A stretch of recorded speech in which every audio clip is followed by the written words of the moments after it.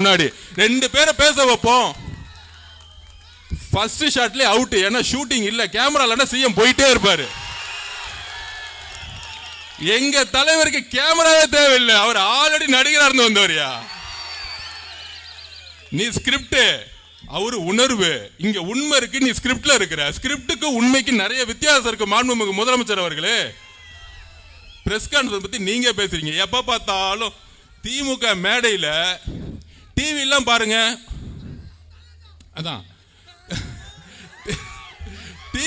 டிவில பாருங்க, எந்த திமுக காரனும் வந்து பேசுறதே கிடையாது. டிவில பேசுறது எல்லாம் பத்திரிகையாளர்னு சொல்லிட்டு உட்கார்ந்துட்டு இருக்காங்க. ஏன்னா பேச தெரியாத ஒரு கட்சி தான் இன்னைக்கு திமுக. நம்மள பார்த்து பேச தெரியுமா பேச தெரியுமா பேச தெரியுமான்னு கேட்கிறாங்க. அப்ப உடனே நியூஸ் பயங்கரமா, பழம் நழுவி பாலில் விழுந்தது.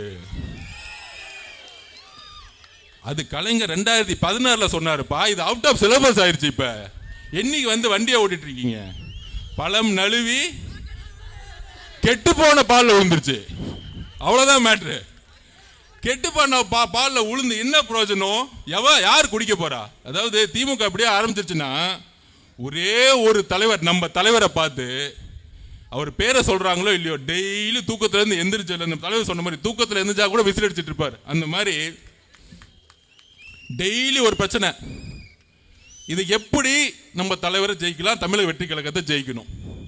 பர்சன்டேஜ் பாட்டு 27, 30, 32% போய்கிட்டே இருக்கு. எப்படி வந்து நிப்பாட்டணும்? ஒன்றும் புரியல.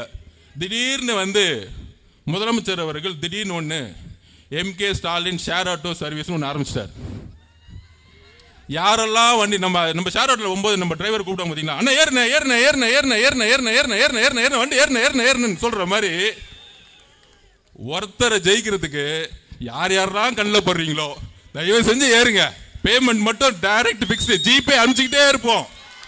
ஜிபே பிக்ஸ் ஏறுங்க, ஜிபே பிக்ஸ் ஏறுங்க, ஜிபே பிக்ஸ் ஏறுங்க. எல்லாம் ஜிபேல தான் ஓடிட்டு இருக்க கூட்டணி இல்ல. அப்ப எல்லாம் ஷேர் ஆட்டோல ஏத்திட்டு தொண்டர்களை நம்ம கிட்ட வந்துட்டாங்க.